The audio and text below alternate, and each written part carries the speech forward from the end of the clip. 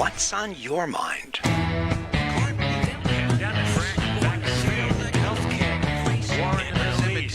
ever stop.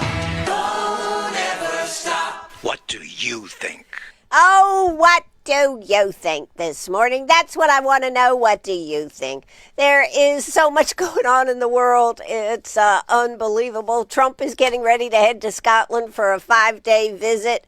That just means we'll have more media, more attention going on. I guess that's what it means. Anyways, there is no lack of topics to discuss on the Isle of Anne show, any show out there, don't you agree? It is pretty wide open. So, as we get ready to wind it up, baby, for the weekend, I hope you're ready, and I hope you are going to tune in right there on WCRS Radio 98.5 FM /1450 AM for our show. We love when you do tune in. I love that you comment. I love that you're going back and watching them on YouTube from our Facebook page. From our website, WCRS1450am.net. So, can't believe we made it through another week. Woo! I don't know about you, but it's been awfully hot. And it's going to be even hotter next week. Let's go ahead and before we get started, I got a lot of topics to talk about here today. Okay, I just saw something interesting. It's really going to be pretty hot next week. And let's see, what do we have? Let's check the weather.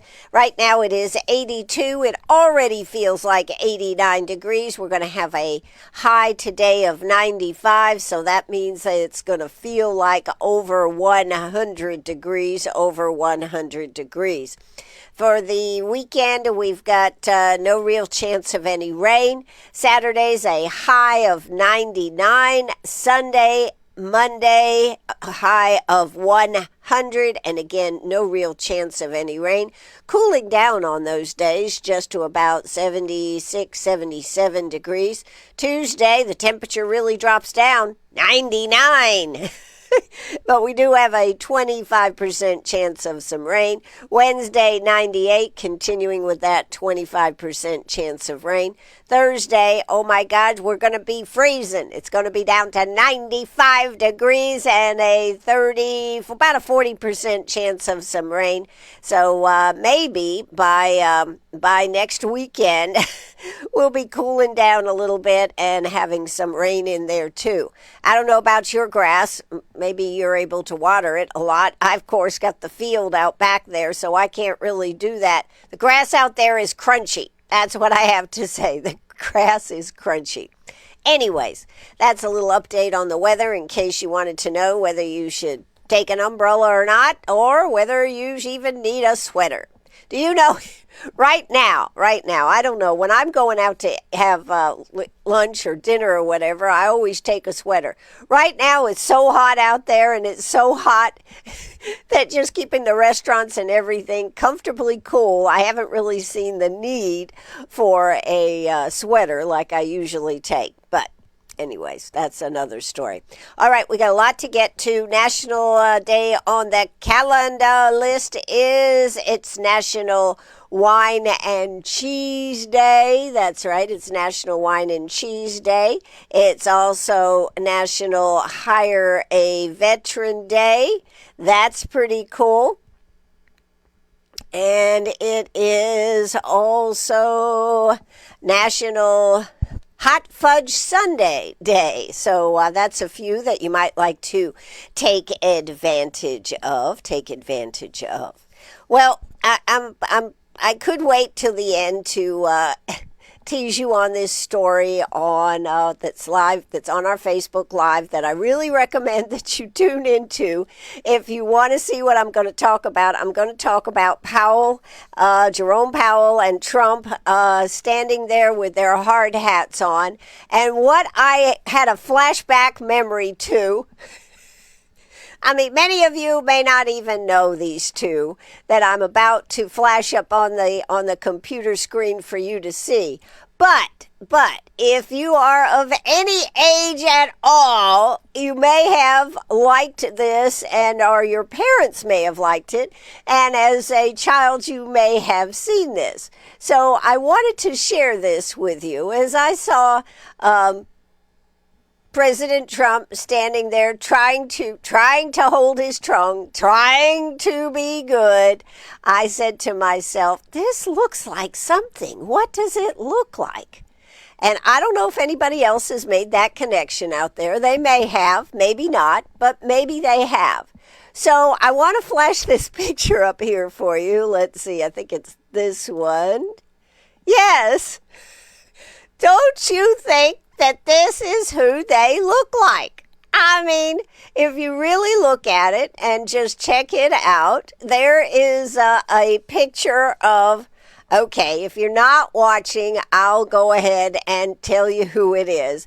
But when you see this picture, if you go back and watch it right here near the beginning of where we go live, you will see an awesome picture of Laurel and Hardy, the comedians. Remember that were part of the early silent era, and then they were comedians. They did a lot of slapstick.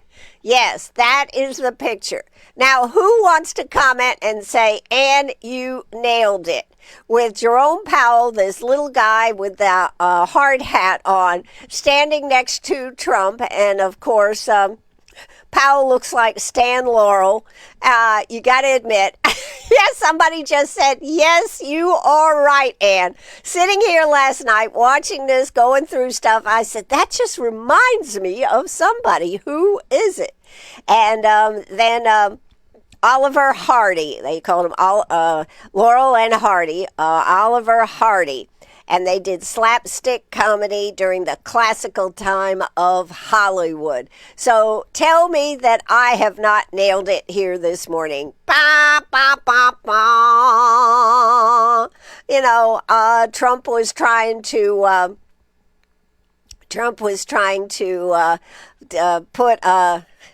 put Powell on notice that their project, and had put this out there. He pulls that piece of paper out of his jacket pocket there, shows it to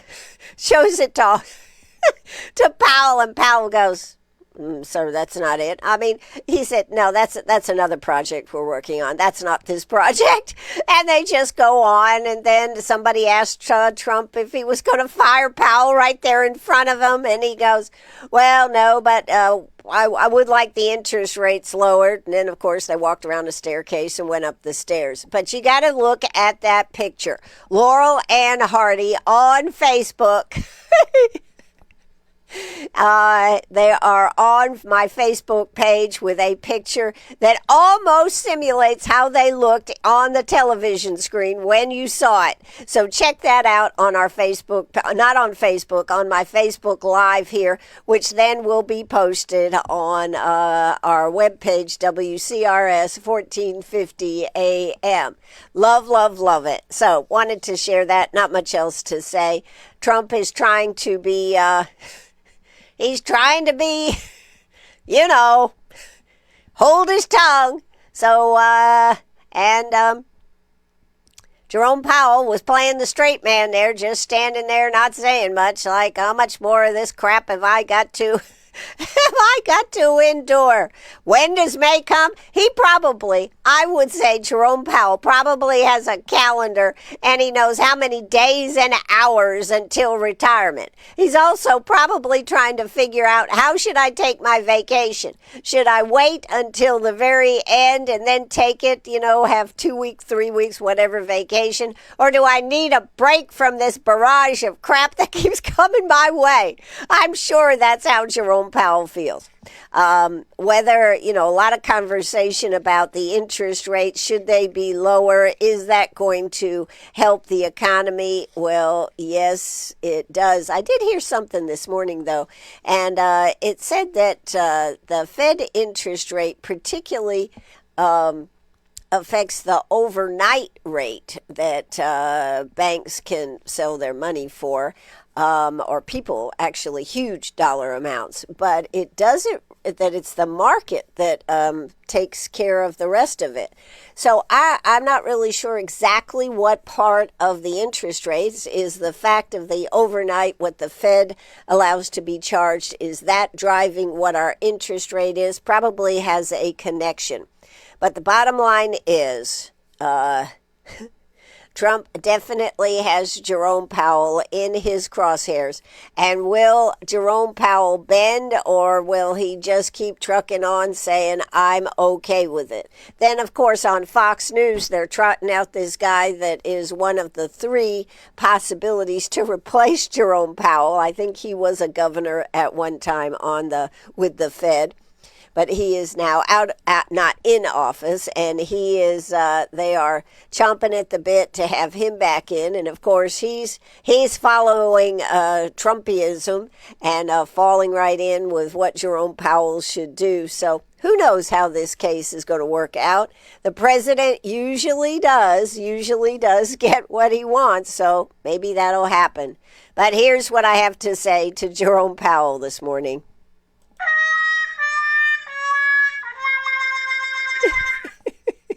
Check out that picture that I posted on our Facebook Live.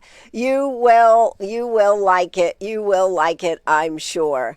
One of my texters here says, Trump reminds me of an elementary school kid at the end of the day who has been good as long as they possibly know how and is about to erupt to let it all out. That's true. He always looks like he's about to bust, and he's trying to hold back. You're exactly right. But anyways, that's a little bit about what I thought here this morning that you might enjoy seeing Powell and Trump, or Trump and Powell, and seeing Laurel and Hardy, and see if you don't see what I'm talking about. All right, well, we will move on now to more things right here on WCRS. Yesterday, Ghislaine Maxwell spoke with the Fed. Supposedly, she let everything that they asked her. She answered every question. I'm sure she's sitting there going, just how long? Just what can I tell you that'll get me out of this place? Let me have something. I'm ready to go. And again, the Fed is talking to, the federal prosecutor, the Department of Justice, talking to her again today. So they must have found something interesting that they want more information about. So that is another thing. One of our texters just said, I can't help but think that she might be safer behind bars. Maybe, but I'm going to tell you the truth. I'd take my chances being out in the world. She actually comes from a very, very well-to-do family, so maybe she can escape and have her own prison, at least live in the lap of luxury rather than in a prison cell. 20 years, that'll take a lot of life out of somebody, 20 years. All right, so that's another article that is out there. What else did we want to share here this morning? I want to talk about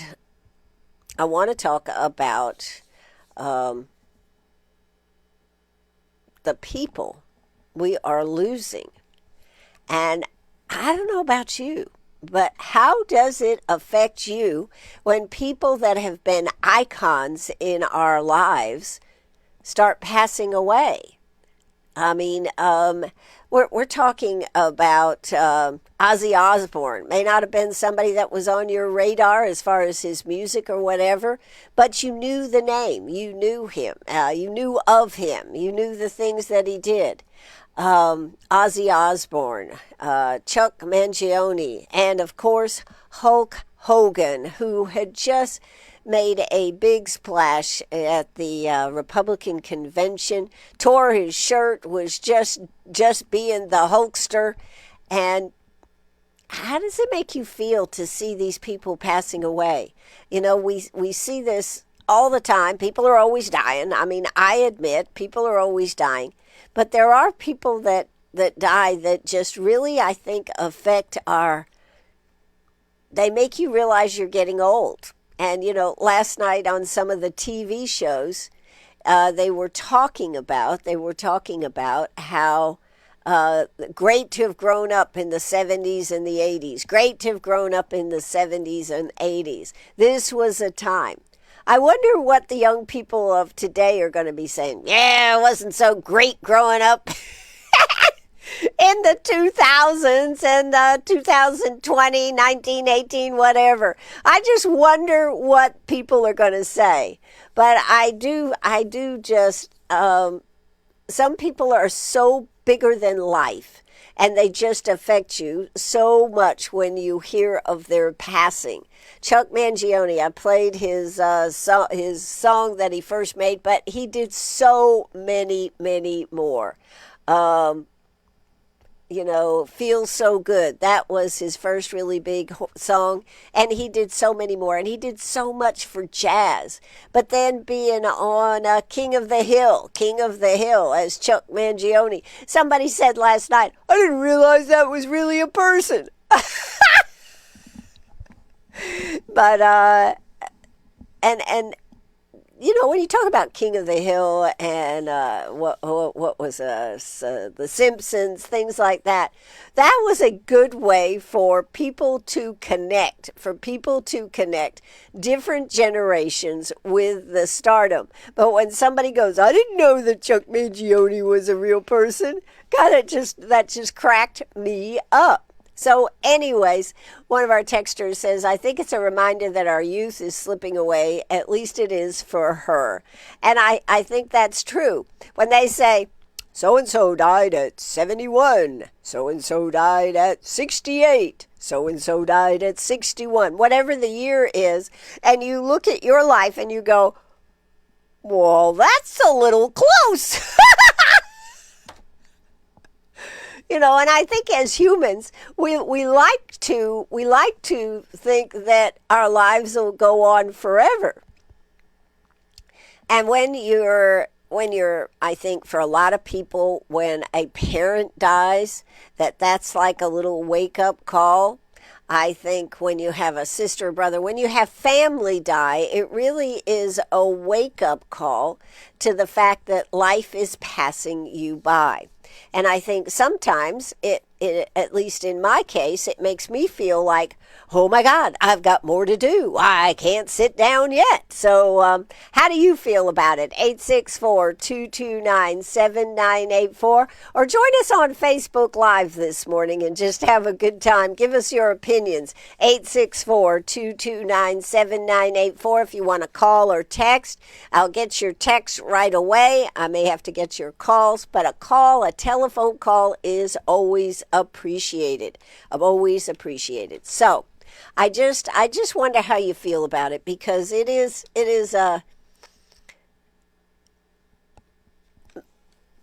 my family was not very close. Just saying. Just not. I was kind of like dropped out on the side of the road. No, I wasn't. I actually had a great childhood, but our family was rather fractured and wasn't very close. For those of you that know me, you know what I'm talking about. But and I'm not going in for a self-diagnosis right here on the air right now. But my mother died last year, and she was 95. I hadn't been close to her for years, so while I was sad about her passing, I was sad that maybe I hadn't seen her in the last few years, but it didn't make me feel like, oh my God, I've got to do something. But when I see stars like this, Hulk Hogan, Ozzy Osbourne, Chuck Mangione, people that have been there and been contemporary people, it just makes me go, oh my God, what do I have left? Yeah. So, and our texter said, I think we realize that we are getting old when we see an old acquaintance, maybe someone from high school, and we're afraid to ask them how their mother or father is. Isn't that the truth? You don't know whether to say. Sometimes you don't know whether to say about their husband or their wife, whatever the case may be. So, it's a touchy subject, but it does really affect you, particularly when you have three big, mega, giant people that died in this last week. And Hulk Hogan, I didn't realize this, but Hulk Hogan had surgery. Well, I mean, they said he had surgery on cervical on his neck, and I don't think he actually ever recovered. What did it say here? I think, nope, that's the wrong story. That he just never really recovered, and they moved him home. They talked about how surreptitiously they moved him from the hospital excuse me, from the hospital to his home. They had a hospital bed there, and he couldn't really speak or anything that much. So he was in, excuse me, let me take a drink here. How sweet my tea is here this morning. So I wanted to just say a few words about that evidently that they're not expecting any foul play or anything, but evidently he just didn't recover from his surgery as quickly, or maybe the surgery was something he needed, but maybe they should have questioned it. That's the other thing. You know, when someone gets old, how do you decide when to do and if you should do the surgery? I'm sure pain is probably part of it. But anyways, Hulk Hogan was such a colorful person, and I hate to see him go. I hate to see anybody go. It makes you sad and makes you realize that your time could not be as long, and we never know. And that is why it is so important to live every day to the fullest. That's why I don't think I can sleep much, because there's so much to do. Anyways, let's move on and talk about some other things.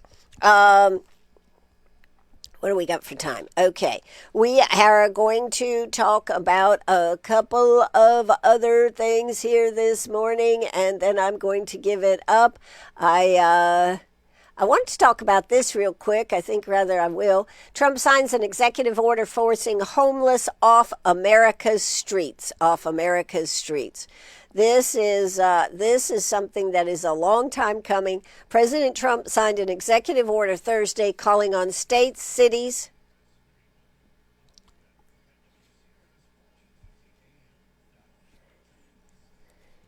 If you're watching on Facebook, you may wonder why I stopped. You know, I look like maybe I'm frozen. I'm not frozen. I'm letting our radio station announce that it's 10 o'clock, or not 10 o'clock, but it's the top of the hour, and you are listening to WCRS 98.5 FM, 1450 AM. But I'm not frozen. Maybe I should do that during that. Just do a freeze look. Anyways, but that's something that we need to do on the radio station, so we did. All right, President Trump signed an executive order Thursday calling on states and cities to end endemic vagrancy and rehouse homeless people, including drug addicts and those suffering from mental problems, in treatment centers. I think that could be helpful, but where are they going to go? The order redirects federal funding to prioritize shifting homeless individuals into long-term institutional settings for humane treatment through the appropriate use of civil commitment.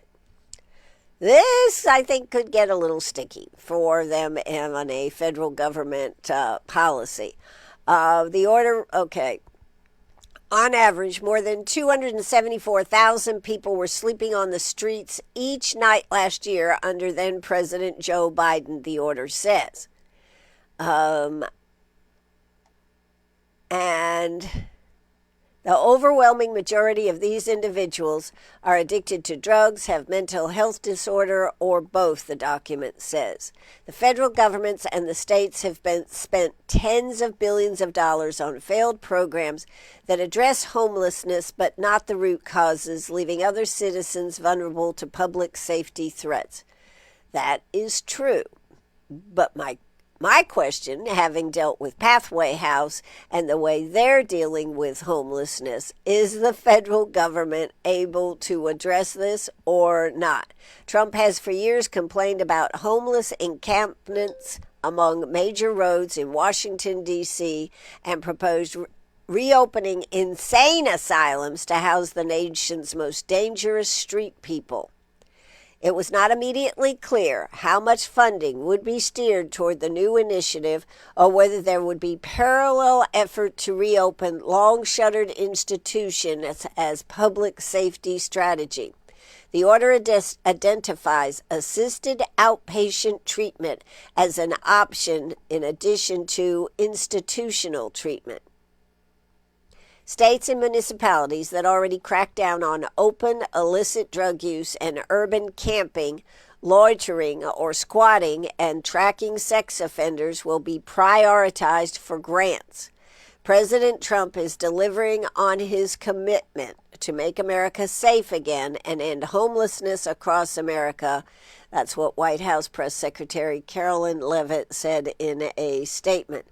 By removing vagrant criminals from our streets and redirecting resources towards substance abuse programs, the Trump administration will ensure that Americans feel safe in their own communities and the individuals suffering from addiction or mental health struggles are able to get the help they need.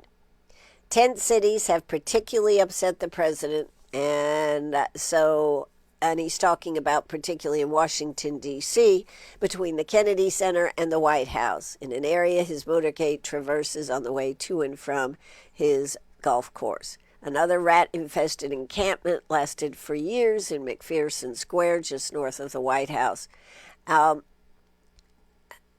What do you think about this? I think the key word that was said in that whole write-up, by the way, that was from the New York Post, is the fact the root causes. The root causes do not come by institutionalizing. The root causes do not come to, like they have in, outside of Dallas, Texas, where they have taken little sheds and set up a camp out there and house people out there. That does not come to get rid of the root causes. Root causes to homelessness come from trauma at some point in their life, and many in their childhood years growing up. Many of the people that are on the street don't want to be on the street. They're on the street because they have trauma and they cannot deal with it. We've did a big disservice to our society.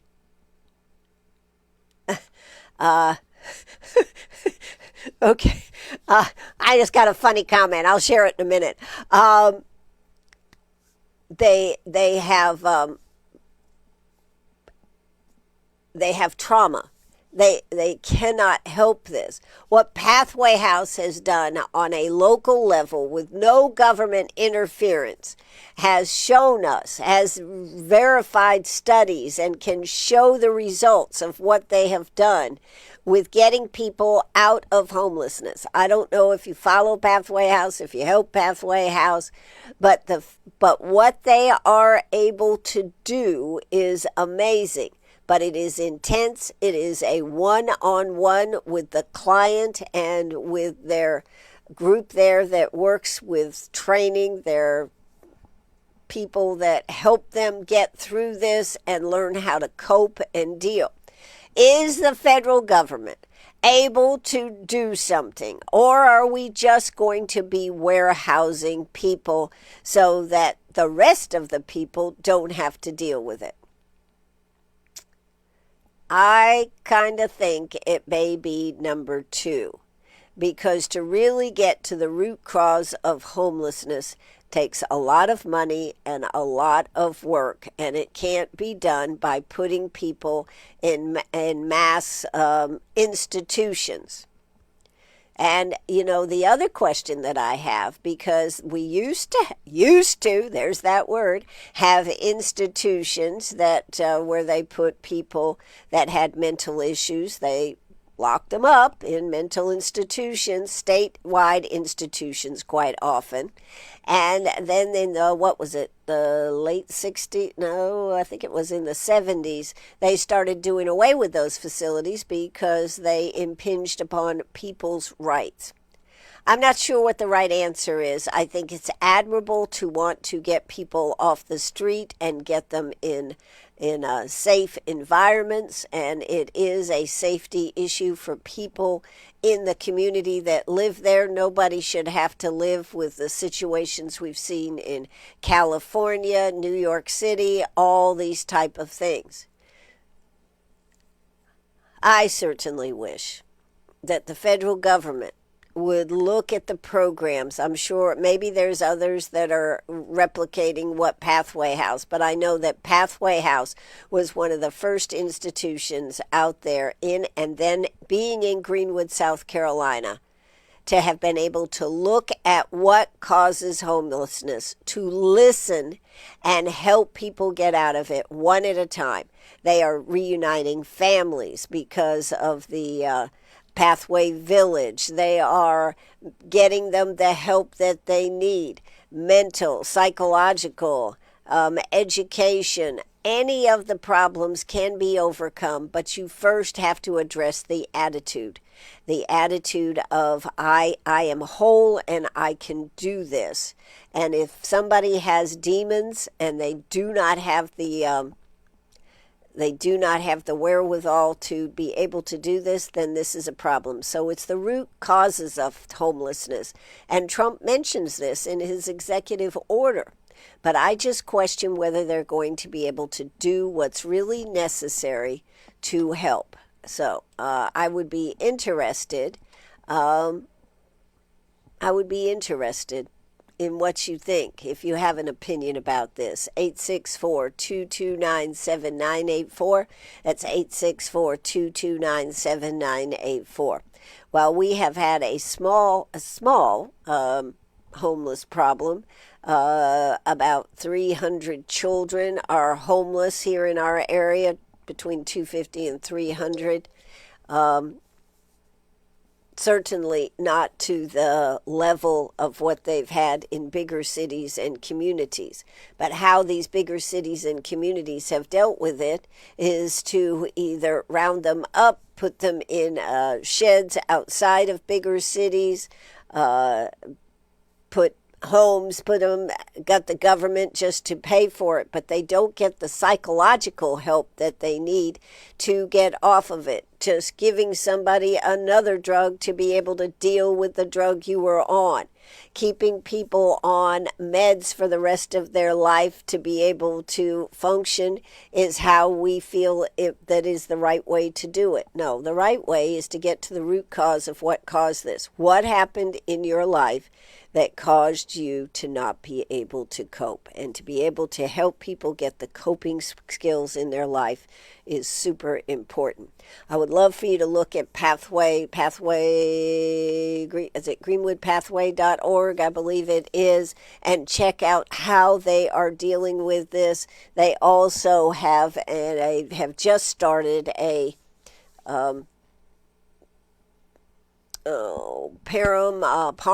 Parum Society for Good, I think it's called. Check out that page at greenwoodpathwayhouse.org. See the good things that they are doing. It would be absolutely amazing if programs like what they are doing at Pathway House could be replicated across our country. I would love to see something happen like that right here in our state. So, but one thing about Pathway House, they do not take any government funding because they want the freedom to be free. And one of the things is to be able to be a Christian organization. So, If you've never checked out Pathway House, please check out Pathway House, Greenwood Pathway House. Help them by getting them donations for things that they need. They have a list that keeps on giving every month because they have people living on the campus there. You can also donate. You can also donate right there at the thrift store, items and whatnot that you don't want, and they will even come and pick up. I didn't intend for this to be a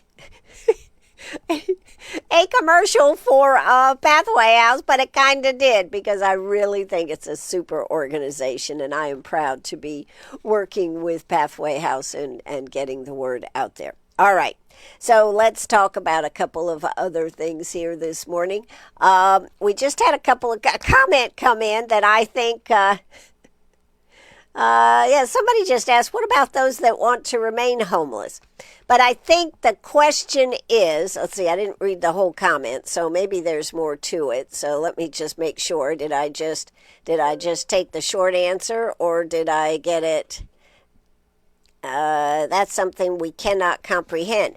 But the basic reason that I think if you really delve deep down into it is not that they want to remain homeless. They don't have the coping skills to do what's necessary, and it is because of the trauma. Most of it, childhood trauma, not feeling safe. There is a lot of research out there that shows that the brain develops, I'm going to say wrong for lack of a better way to say it, the brain develops not correctly. The one side that's supposed to be bigger, I don't remember this because I don't have my notes in front of me, but the way the brain develops is what causes this inability to do what's necessary to have homes. So do I really feel that people want to remain homeless? No.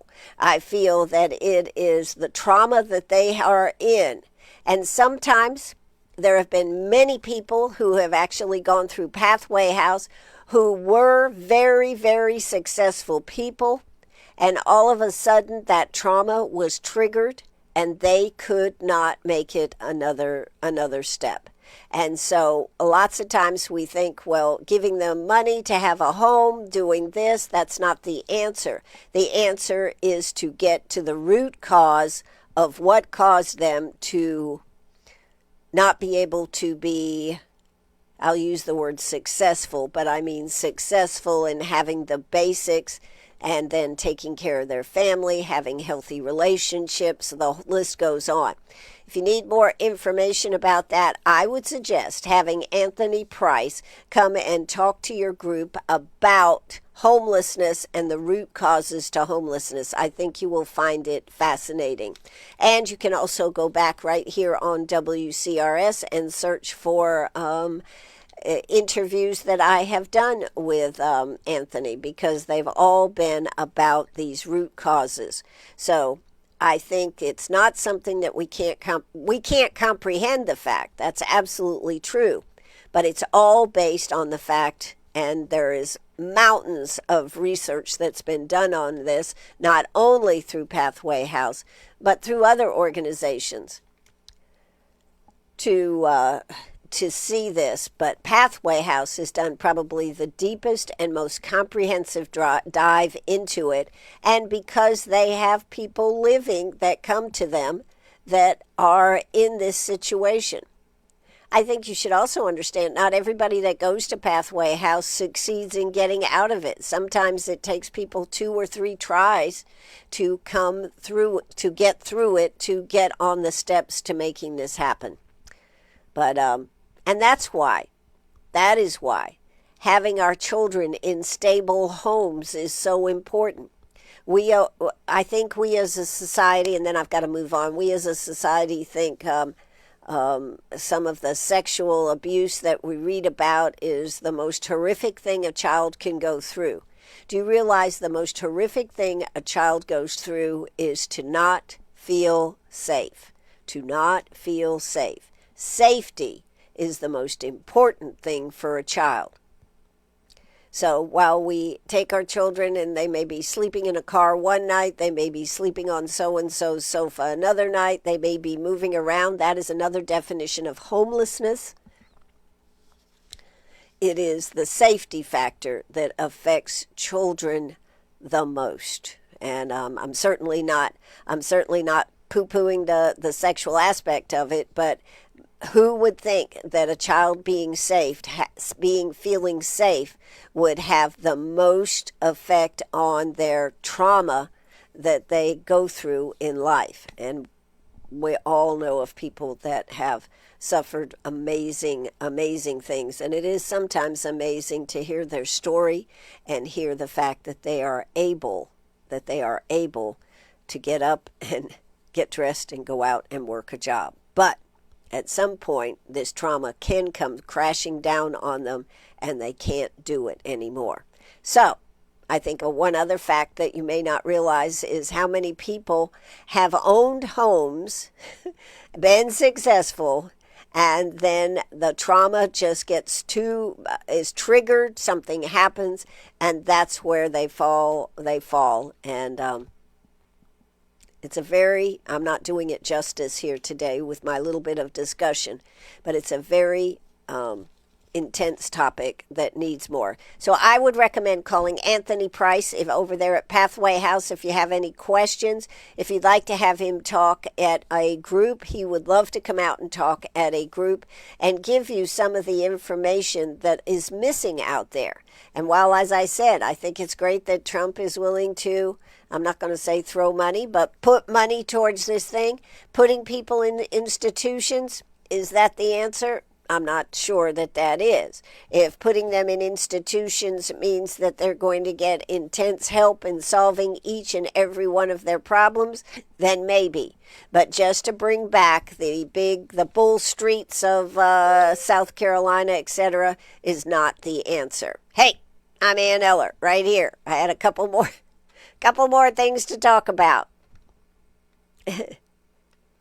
Yeah, his presentation might be one to present to board members, meetings at various, yes. He does a great presentation. It can be anywhere from 30 minutes to 45 minutes, but do call Anthony at Pathway House. I can actually give you his number.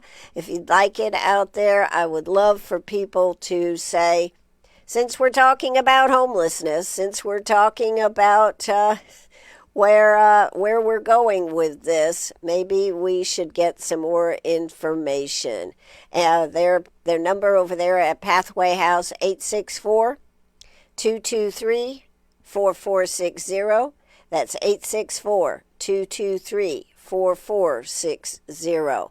If you're an organization and would like a tour of what they do over there, they're always willing to give tours. You need to schedule them, and but they are doing the real work that needs to be done across our country.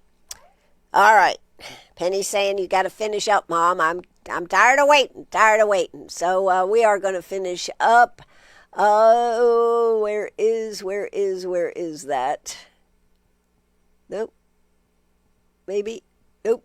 Okay, here we go. Well, let's go here, and we will find the page that I wanted to see here.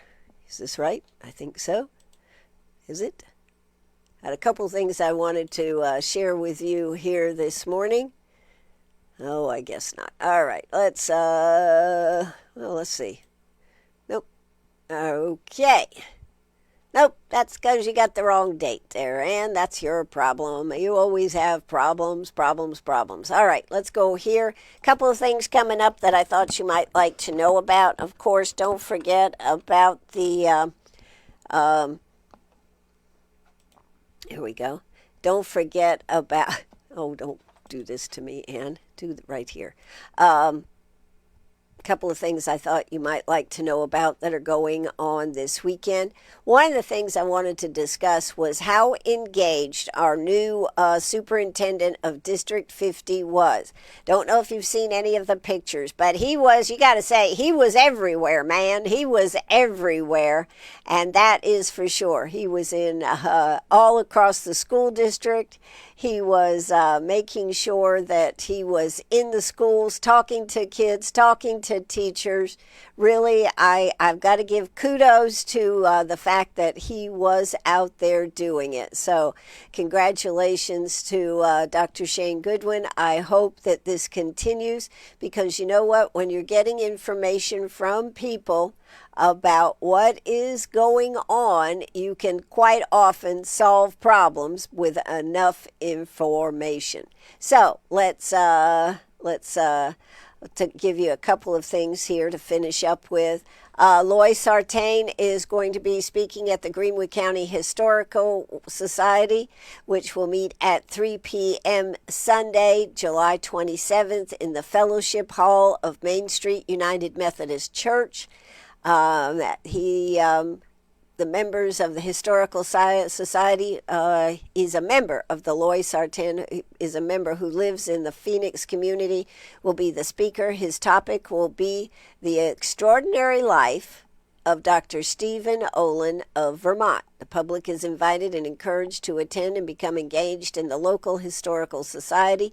Come and learn more about it and our county. So that should be fascinating. No, Loy Sartain, he is should be a good speaker, should be an interesting topic.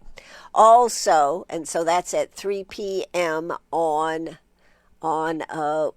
Sunday, 3 p.m. on Sunday at the Fellowship Hall of Main Street United Methodist Church, which is at 211 Main Street North.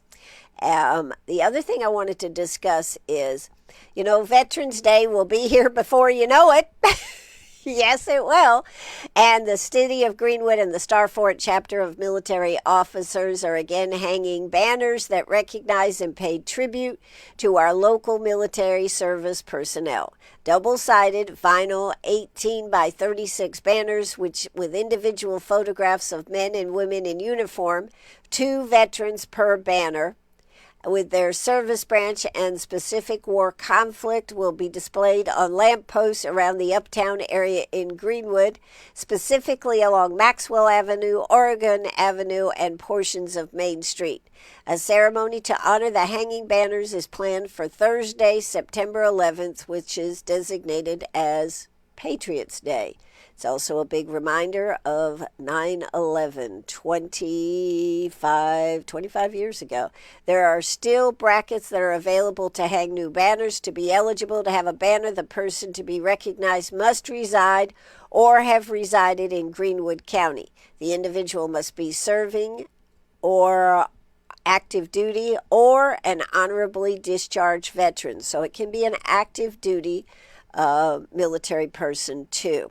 And they can be discharged veteran, alive or deceased from the U.S. military service. Veterans from World War I through the current global war on terrorism are eligible. An application is available on the Greenwood City website. You can also pick one up at the Veterans Affairs office right there where our Veterans Center is, 106 South Main Street.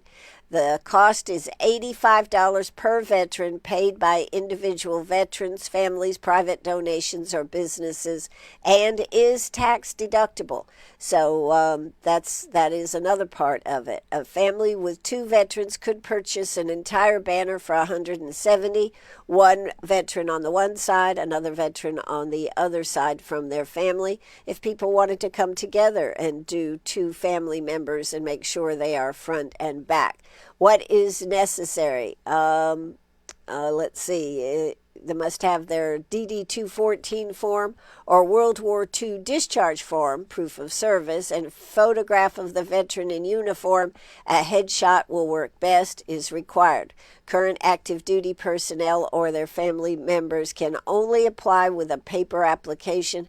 They will show their current military ID. So this is something very cool to do. It shows our support of our veterans, and it does take a little bit of time to get these made up. So if you'd like to do this, you can, as I said, go by the Veterans Center, pick up an application, go on to the City of Greenwood's website and get an application. For more information, contact Terry Greenfield or you can telephone him at 864-377-9053, or Art Wallace at 808. He does live here in Greenwood. He's just got a Hawaiian telephone number or something. 808-554-5760. Both these guys are great guys and work tirelessly for our veterans. Hey, that's going on this weekend too. Now, to close out the show, I did have a funny story I was going to share, but I'm just going to share this comment right here. Oh, where is it? Oh, come on. I just saw it. And I just took out a life insurance policy. I must wait 2 years to die. Well, there you go. If you want to make sure you're going to live long enough, take out an insurance policy, and then if you go to croak, you just got to say, I can't die yet. I can't get the money. Can't get the money. That is crazy. You have 2 years to wait there. I think there are policies out there that are good for any time. I'm not sure what policy this is. But if you take out a policy and you've got to wait 2 years to die, that can be kind of iffy, can't it? Anyways, that's what I love about this show so much, is the fact that you all interact and we have a conversation. This is truly old time media. Radio was the first social media of our world, where people could connect through the radio, and in this case on Facebook Live. Yes, Penny, we're going to finish up, and I wish you all a really great weekend, and get out there and go see the I love this. I just love this. Go see the oh wait, here it is. The the water skiing that's going on. I think that is terrific. I've talked about it a lot. Here it is. Oh, just wait. Just give me 1 second, Penny. This is going on this weekend through Sunday. They have a whole schedule. It started on Wednesday, Thursday, goes through Sunday. And what's the address of it? I wanted to try to get you the address one more time. If you haven't checked this out, I hope to get out there and check it out. Well, you'll have to look it up. Where is it? I must have slid right by it. No, I don't want the directions. I just want to know. Rogers Ski Lake is a purpose-built lake for 3-event water skiing completed in 92. You can sit on the banks of the lake, watch the water skiing. It should be just fabulous. The lake is, they have electric charging station, charges $20 an hour. By the way, I saw one of them in Uptown Greenwood, right there next to Buffalo Grill. Buffalo Grill. I saw that one. The address is 501 Callison Road in Bradley.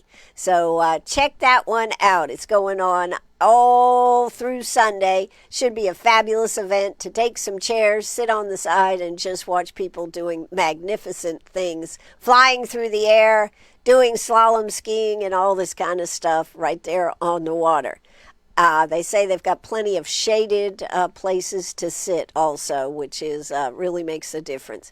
Hey, I'm Ann Eller. Keep it happy out there. Keep your head up.